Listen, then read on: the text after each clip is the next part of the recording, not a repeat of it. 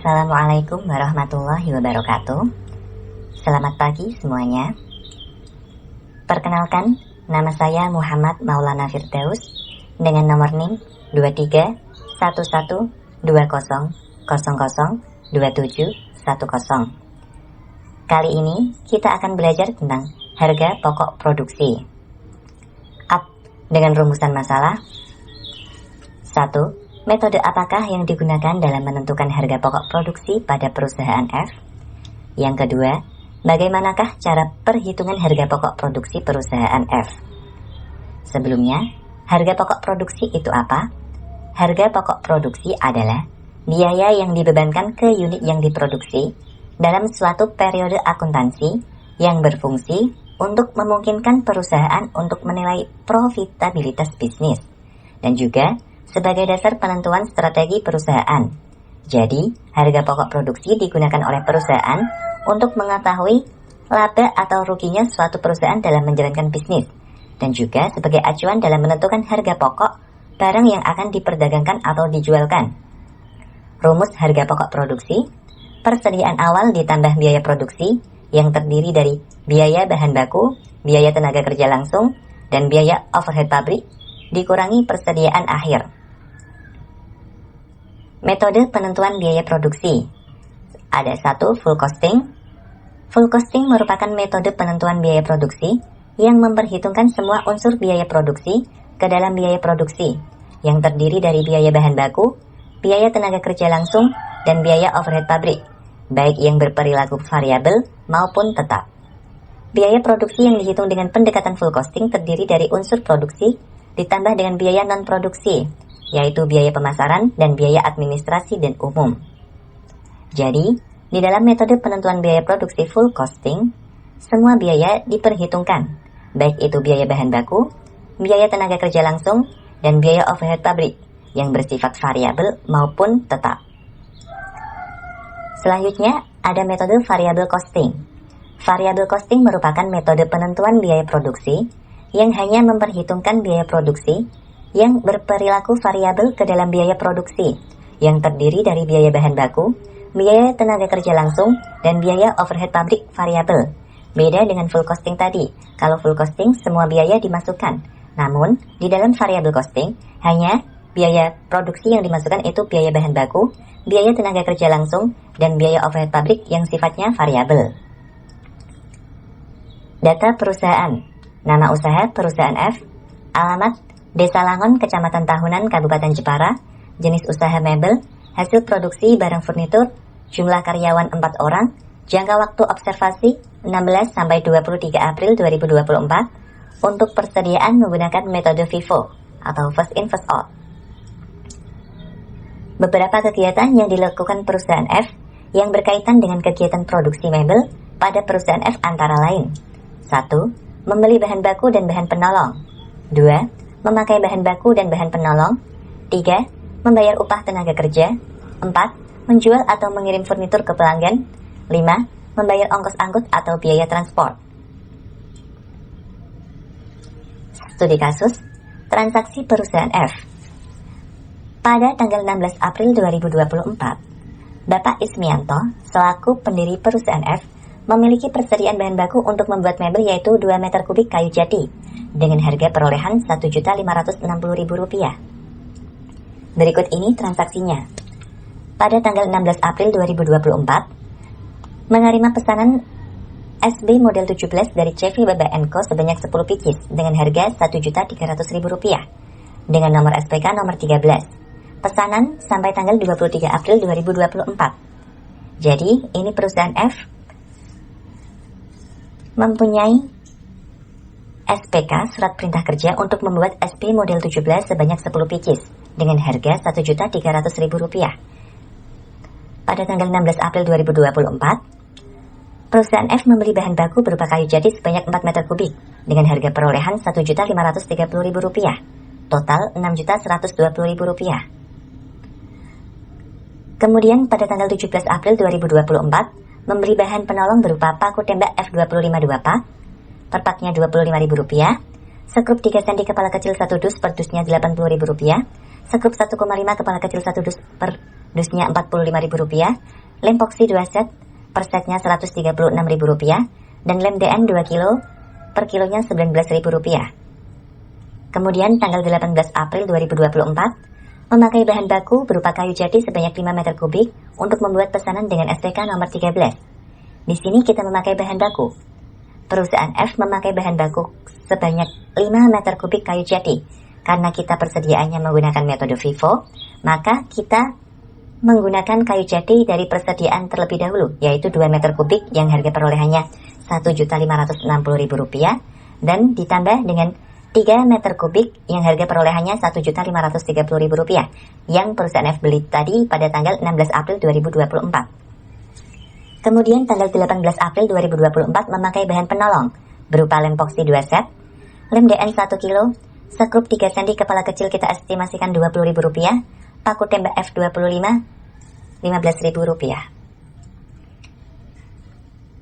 Tanggal 20 April 2024, perusahaan F membeli bahan penolong berupa relaci 30 set yang per setnya Rp12.000 dan engsel sendok full bungkuk 20 set yang per setnya Rp8.000. Tanggal 20 April 2024, memakai bahan penolong berupa relaci 30 set, sekrup 1,5 kepala kecil Rp10.000, engsel sendok full bungkuk 20 set. Tanggal 22 April 2024, membayar upah tenaga kerja untuk menyelesaikan pesanan dari CV Baba & Co untuk 4 orang, per orangnya Rp110.000 selama 4 hari. Kemudian tanggal 22 April 2024, BOP dibebankan 10% dari biaya bahan baku. 10% dikali bahan bakunya. Tadi kita menggunakan bahan baku sebanyak Rp7.710.000. Kemudian tanggal 23 April 2024, mentransfer barang pesanan berupa SB model 1710 pieces ke gudang barang jadi. 23 April 2024, mengirim pesanan dari CV Baba & Co berupa SB model 1710 pieces dan transfer atas pengiriman. Jadi, perusahaan F sudah menjualnya. Kemudian tanggal 23 April 2024, membayar biaya transport kirim barang ke pemesan sebanyak Rp100.000.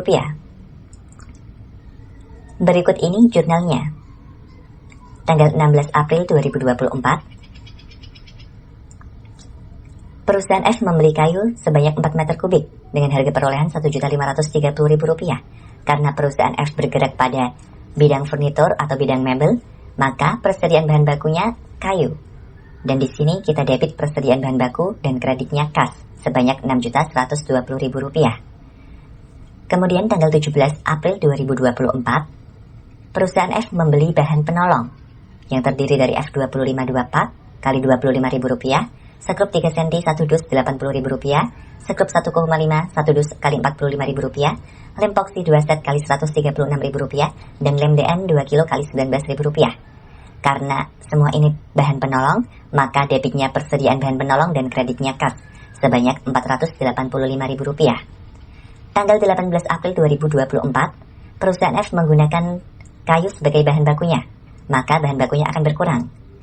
Maka jurnalnya, persediaan barang dalam proses biaya bahan baku dan kreditnya persediaan bahan baku sebanyak bahan baku yang digunakan, yaitu Rp7.710.000. Tanggal 18 April 2024, perusahaan F menggunakan bahan penolong. Karena kita bergerak pada pesanan, maka jurnalnya yaitu debit BOP sesungguhnya, kreditnya persediaan bahan penolong. Persediaan bahan penolong yang digunakan oleh perusahaan F yaitu lem epoxy 2 set kali Rp136.000, lem DN 1 kilo kali Rp19.000, sekrup 3 cm kepala kecil Rp25.000, paku tembak F25 Rp15.000. Total ada Rp326.000. Tanggal 20 April 2024, perusahaan F membeli bahan penolong lagi, yaitu relaci 30 set kali Rp12.000, engsel sendok 20 kali Rp8.000. Totalnya ada Rp520.000, maka jumlahnya persediaan bahan penolong bertambah Rp520.000 dan kasnya berkurang sebanyak Rp520.000. Kemudian di tanggal 20 April 2024, perusahaan F menggunakan bahan penolong. Maka jumlahnya BOP sesungguhnya dan kreditnya persediaan bahan penolong sebanyak relaci tadi 30 set kali Rp12.000, sekrup 1,5 kepala kecil Rp10.000, engsel sendok full bungkuk 20 set kali Rp8.000, totalnya ada Rp530.000. Kemudian tanggal 22 April 2024 membayar gaji, jumlahnya Persediaan barang dalam proses biaya tenaga kerja langsung kreditnya kas 4 orang kali Rp110.000 kali 4 hari. Ada Rp1.760.000. Kemudian tanggal 23 April 2024, BOP dibebankan sebesar 10% dari biaya bahan baku. 10% dikali biaya bahan bakunya tadi Rp7.710.000. Maka 10% kali Rp7.710.000 sama dengan Rp771.000. Jurnalnya PPDB BOP, kreditnya BOP dibebankan.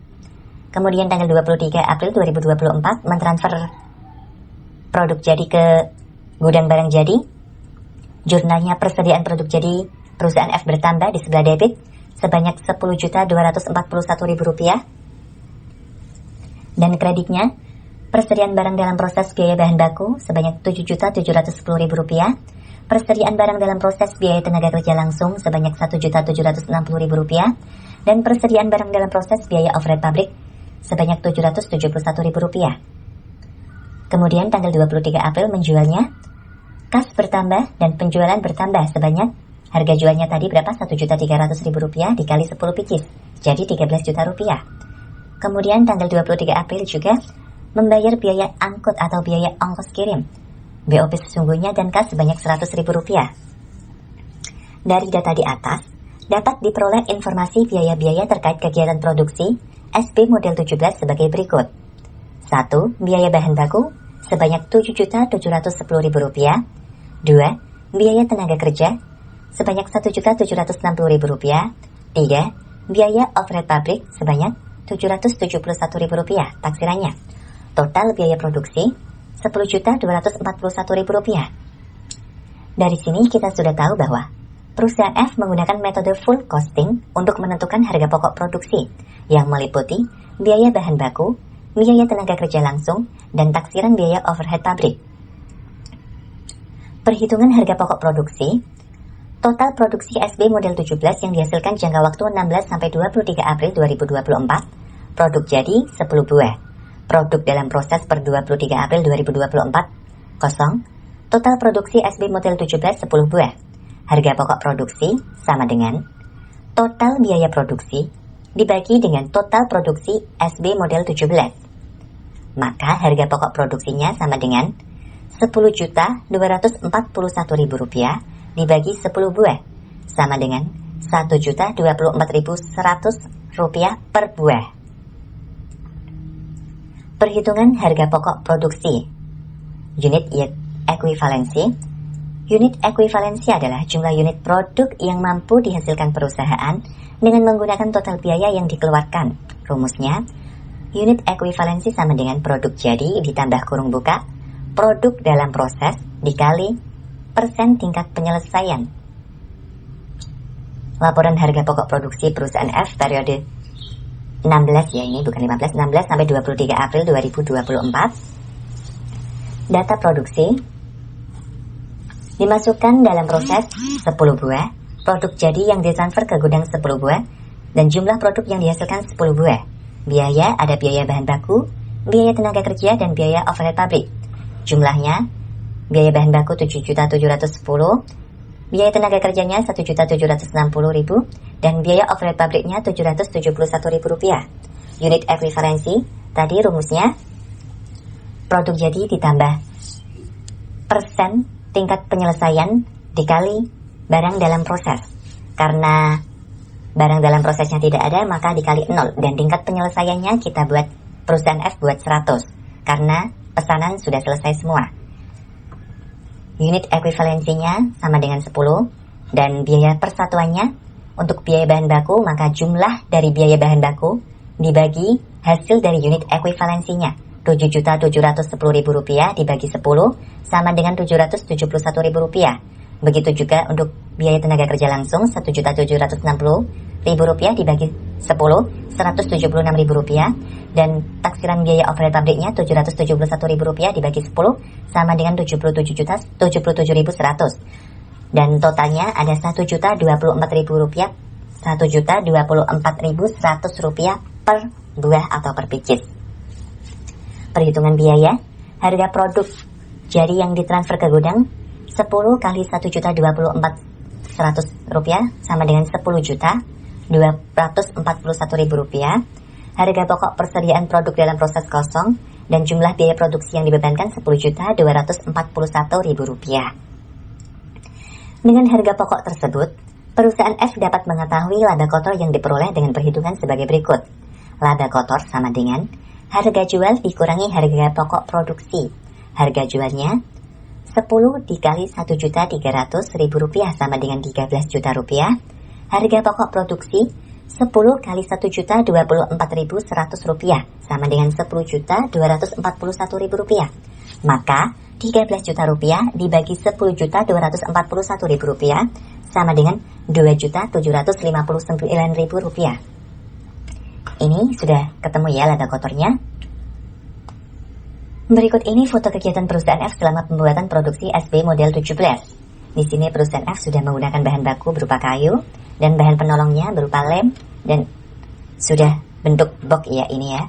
Menggunakan lem epoksi, lem DN, sekrup dan paku tembak. Ini juga sudah berbentuk box. Di sini perusahaan F sudah menggunakan bahan penolong berupa relaci, engsel sendok dan skrup 1,5 untuk membuat laci. Untuk memasang pintu sudah menggunakannya. Dan ini ditransfer ke produk jadi. Ini juga sudah dikirim atau dijual ke CVBPN Co sebanyak 10 pieces dengan harga jual tadi Rp1.300.000 ya.